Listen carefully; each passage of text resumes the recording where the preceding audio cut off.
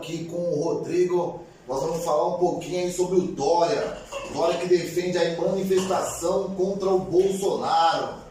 Então o governador de São Paulo, João Dória, ele disse que as manifestações de esquerda que tiveram, se não me engano, há 2 semanas, né, aproximadamente, todos estavam de máscara. E que se o Bolsonaro vier a São Paulo, como está previsto para sábado, dia 12, na motociata, né, que tem o nome Acelera para Cristo com Bolsonaro. Se ele vier e não usar máscara, o Dória falou que vai multá-lo. Ele falou que, como exemplo, tiveram essas outras manifestações da esquerda, onde estavam todos de máscara, né, segundo ele, né, segundo vídeos e fotos que ele diz ter visto, e que, se isso não for feito pelo presidente, ele vai multar o mesmo. Dia 12, sábado, né, acontecerá a motociata, que seguirá pela Avenida Paulista com destino indefinido até então. Dia 20, o Bolsonaro já participou de uma no Rio de Janeiro e uma outra anteriormente em Brasília. A expectativa para essa de São Paulo é de 100 mil motos. Muita moto, hein? 100 mil motos, você pode ver que é aproximadamente a população de Arujá. Você vem aonde? Na Paulista? A Paulista vai ser o ponto de encontro? A previsão de saída é da Avenida Paulista, só não tem o destino ainda, né? Qual vai ser o caminho a ser percorrido. Falar em presidente aí, presidente, governador, e o presidente daquele país que não tapa na cara do manifestante, você chegou a ver? Foi na França, né? Foi o Emmanuel Macron, foi um evento lá, se aproximou Se aproximou, foi correndo, né? Acho que ele tava pensando que era o Bolsonaro, igual o Bolsonaro costuma fazer lá em Brasília, lá. Acabou tomando um tapa e eu li que a multa é alta, hein? O rapaz lá que acabou agredindo o presidente lá da França pode pagar uma multa de mais de 200 mil. É pesado, né? Não sei se valeu a pena não esse tapa aí, hein? Nem pegou direito, né? Chegou a ser preso? Foi preso ali no momento, né? A gente tem que condenar esse tipo, né? Tem que ter o debate político, ideológico, mas sempre dentro da democracia com respeito, né? Todo tipo de agressão a gente tem que repreender e ser contra veementemente, independente do lado. E o discurso aí do presidente da Argentina aí contra os brasileiros, como que foi isso? Então, em um encontro, o Alberto Fernandes, presidente da Argentina, estava no encontro com o presidente da Espanha, Pedro Sánchez. E ele soltou uma fala ali, disse ele, né? Aspas para o Alberto Fernandes. Os mexicanos vieram dos índios, os brasileiros vieram da selva e nós, os argentinos, chegamos com os barcos da Europa. Não deu para entender muito bem o que ele quis dizer quanto a isso. Me pareceu um pejorativo, né? Uma forma de ataque. Depois ele acabou se desculpando mais tardar e falou que queria citar o escritor Otávio Paz. Porém, a frase não é exatamente essa, né? O que o poeta disse foi: os mexicanos descendem dos astecas, os peruanos dos incas e os argentinos dos navios. Então essa referência aí do presidente argentino, ela não ficou muito bem detalhada ali não. E foi mal vista, viu?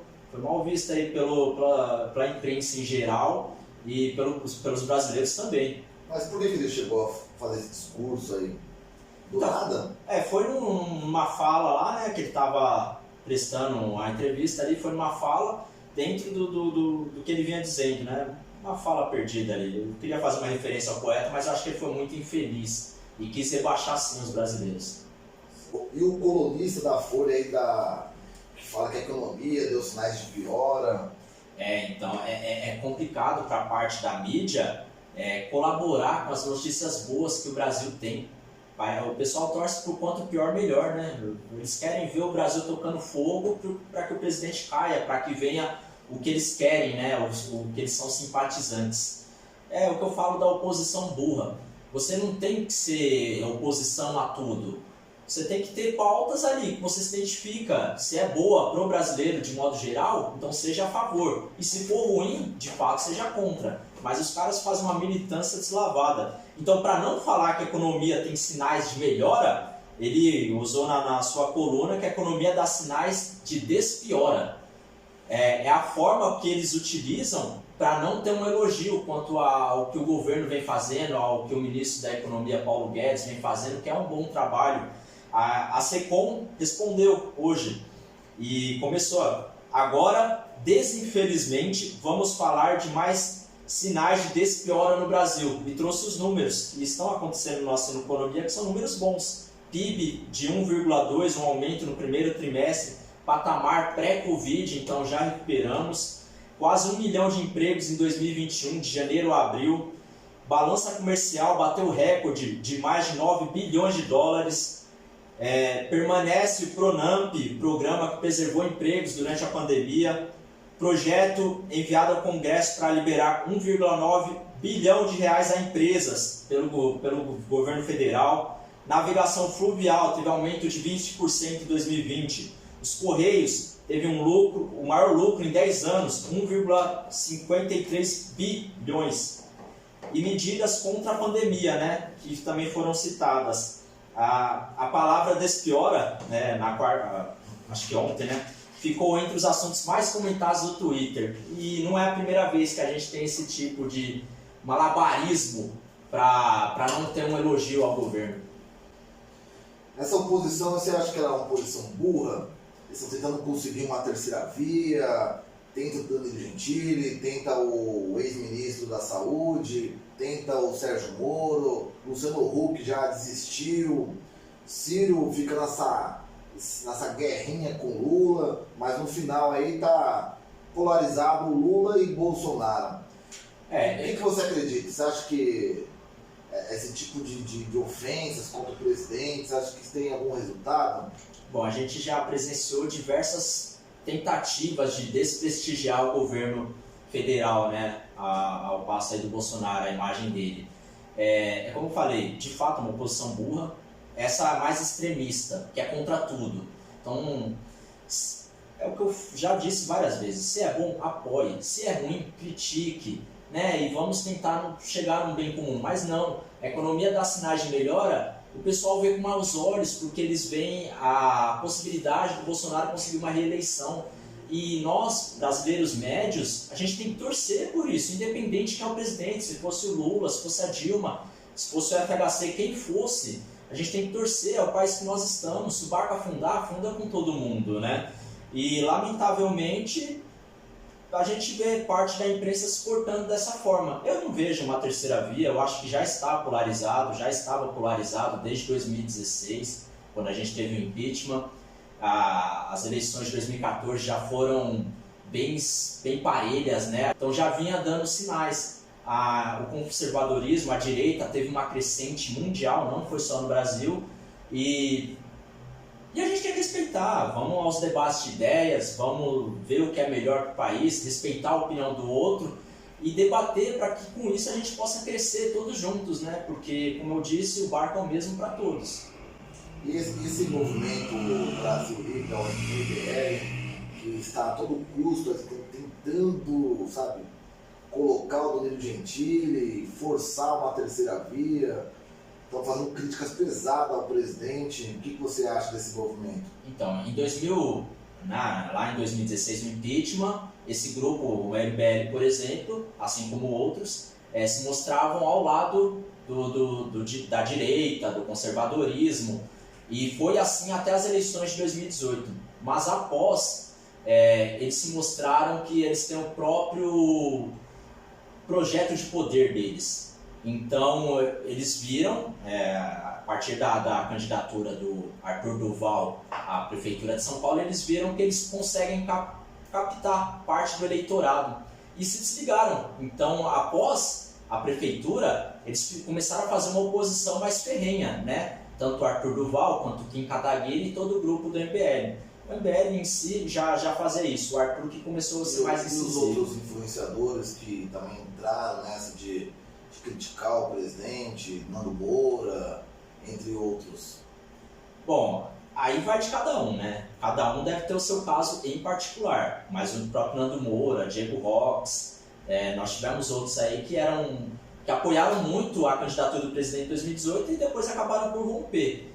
Cada um deve ter suas razões para ter feito isso, talvez interesses próprios que não foram acolhidos, né? Não tiveram ali sua representatividade, assim como eles têm interesses próprios para as próximas eleições. e querem se desligar do governo, né, da imagem do Bolsonaro, para que possam ir atrás de um eleitorado que não se simpatize com o presidente. Mas você acha que o Nando Moura ele tem algum projeto de poder? O Nando Moura é só um influenciador, na verdade o Nando Moura apoiou o Bolsonaro e ele não mudou nenhuma vírgula do que ele falou, né, desde o início. Bom, agora, o que você acha? Quem está errado nessa história, o Bolsonaro ou o Nando Moura? Eu seguia o Nando Moura por um bom tempo. O problema para mim, tanto ele quanto o Arthur Duval, mamãe falei também, para mim foi a mesma coisa. Por quê? Eles tinham críticas assertivas, né? Então, às vezes, né, Bolsonaro fazia determinada ação e falava, pô, isso é errado, isso não é legal, essa escolha não foi muito boa. Então, eram críticas construtivas. Eu via com bons olhos, falei, poxa, é claro que nem tudo que o governo federal, é claro que nem tudo que o Bolsonaro fizer é perfeito, tem que ser aplaudido. Vão ter erros, né? Ao meu ver, o governo é um governo bom, mas a gente não pode aplaudir tudo. A gente não pode ser cego, não pode ser fanático. Erros acabam acontecendo. E antes eles criticavam dessa forma, mas a partir de dado momento, eles começaram a criticar tudo. Só viu erro. E não é assim. Nada é tudo bom e nada é tudo ruim. Você tem que ter um filtro quanto a isso. Você acha que o Nando Moura virou rápido a chave? Então, eu acho que ele poderia perseverar na narrativa que ele tinha, né? De críticas pontuais, e não apenas críticas, criticar tudo. Então, procurar diariamente pontos que você possa combater, que você possa falar mal. Critique quando houver de criticar e elogie quando for acertada. E o Barroso aí que citou a pesquisa do Datafolha ao defender o atual processo eleitoral. O Barroso, ele tá firme contra o voto impresso, né? Ele não quer que tá numa campanha forte, firme ali contra o voto impresso. E aí ele citou uma pesquisa da Datafolha falando que aproximadamente 70% dos brasileiros, né, são contra o voto de papel. Mas isso é uma coisa óbvia, né? Então, a forma como a pesquisa foi feita foi uma forma que tende as pessoas a irem por esse lado. Ninguém quer a volta daquele papel, aquela coisa demorada que tinha antigamente. Não, o voto impresso é você utilizar da urna eletrônica, da mesma forma como já acontece, você vai lá, digita, e a urna ela vai fazer um comprovante do seu voto. Então você foi lá, conferiu, tá certinho, foi em quem você votou, esse papel vai cair numa urna. Você não tem acesso a ele, você não sai com ele, o sigilo do voto vai continuar. Então eu não vejo o porquê de não colocar, só vai trazer mais lisura às urnas eletrônicas. Eu vejo com bons olhos, mas o Barroso ele faz uma campanha firme, né? Ele que é o presidente do TSE, né? Acho que na próxima eleição vai ser o Alexandre de Moraes, né? Mas eu não vejo porquê de não ser implementado. Acho que seria bom para trazer mais transparência. E o Toffoli, que liberou o retorno do julgamento de denúncia contra o Renan Calheiros por organização criminosa. Esse daí é o quadrilhão do MDB, né? Então tem uma turminha ali que são réus por organização criminosa. Entre eles, né? Renan, Jader Barbalho, Edson Lobão, Romero Jucá, Valdir Rapp e Sérgio Machado. Então, é o que a gente vê naquela CPI, né? Porque muitos daqueles senadores são investigados por suspeitas de corrupção e formação de quadrilha e tantos outros. E o Renan, esse é um dos inquéritos, né? Um dos que ele é réu. Para você ver o tamanho do circo, o próprio Omar Aziz, que é o presidente da CPI, também é investigado, a esposa dele também e outros familiares. É lamentável que a gente seja representado ainda por esse tipo de gente. Então, ano que vem a gente tem a opção de poder escolher melhor os nossos senadores, os nossos deputados. É importante a gente fazer essa troca. Não vote em corrupto, não vote em investigado criminalmente. O que você acha aí que da grande mídia, dessa CPI, dizer que o Bolsonaro tem um gabinete paralelo do enfrentamento à Covid? O que você acha? Bom, como diz o Zé Maria, em tempos de crise é normal que se crie um gabinete ali para você controlar, para você ouvir opiniões diversas. Agora, o que eles querem empurrar na CPI é que esse tal gabinete paralelo é que tomava as rédeas ali quanto que seria implementado no Ministério da Saúde. E não é o que acontece. Esse gabinete é apenas consultivo, eram profissionais, infectologistas que participavam também, que davam opiniões para que medidas fossem tomadas para diminuir os efeitos da pandemia. E não tem como, né? Isso era necessário e é bom que se faça isso para você ter opiniões diferentes, para que você possa conversar, que você possa debater, para que você possa ver estudos, ver o que está sendo aplicado em outros países para trazer uma melhora efetiva. Agora, querer colocar aqui isso, que estava o controle do Ministério da Saúde, é querer enfiar a goela abaixo. Você acha realmente que teve esse gabinete paralelo? Então, porque assim, o que é um gabinete paralelo? Tinha reuniões, é igual a reunião que eles falaram que era secreta. Como é que era secreta se estava no próprio Facebook do presidente, foi transmitido aquilo? Então é secreto, mas é público, não dá para entender, não tem a menor lógica, é igual o orçamento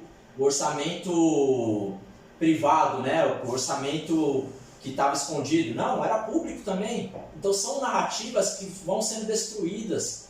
E aí a gente fica em dois extremos. Porque quando vem esse tipo de coisa, a gente já acha depois que é uma inverdade, que estão querendo criar uma narrativa. E aí quando a gente tem que criticar um ponto de fato que tem que ser criticado, a gente não dá tanto crédito a quem poderia. Então é ruim. Tem que ir atrás do que de fato deve ser criticado e não criar narrativas para derrubar o governo a qualquer custo. Essa CPI é um grande circo. Essa CPI deveria de fato investigar aí prefeitos e governadores, né? Porque realmente o dinheiro foi enviado para os governadores e prefeitos, né? E eles realmente sumiram com o dinheiro, né? Você vê que boa parte das prefeituras aí não fizeram o que deveria ser feito, né? A gente vê tanto em cidades quanto em governos que tem sinais claros ali de corrupção ali, tem rastros grandes que dá para ser investigado, né? A própria Polícia Federal já faz um ótimo trabalho quanto a isso, então já tem diversos processos aí correndo, investigações.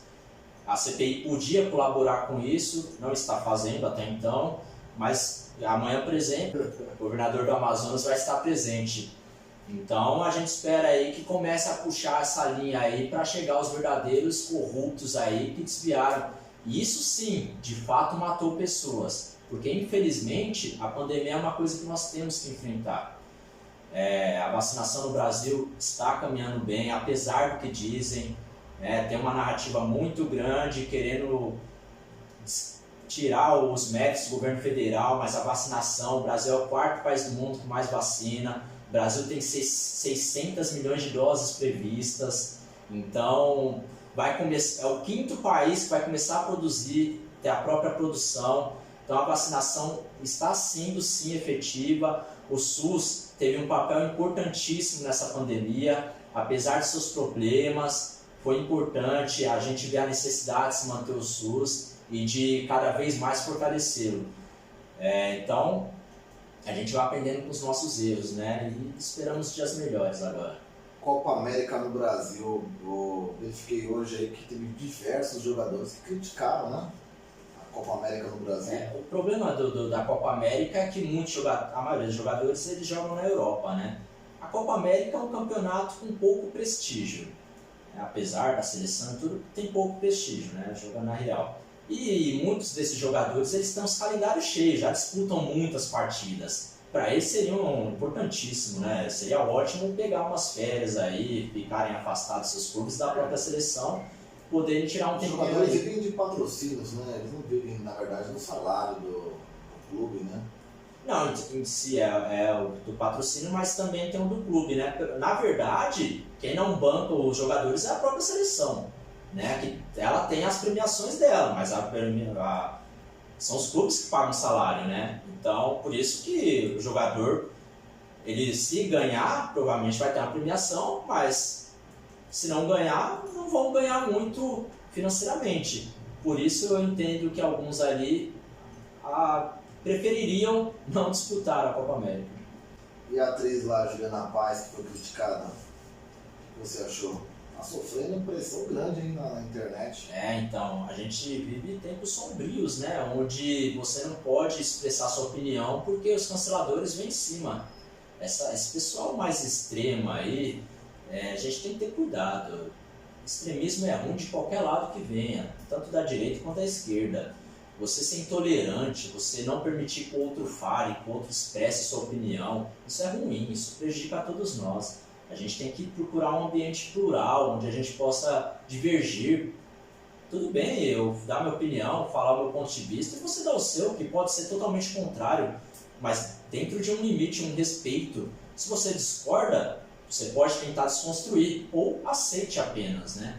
Agora, a partir do momento que a gente não tem essa oportunidade, isso é ruim para a democracia. Também acredito nisso. Então é isso, gente. Não se esqueça de se inscrever no nosso canal, nos seguir nas redes sociais, Facebook, YouTube e Instagram. Boa noite. Obrigado. Fica com Deus aí.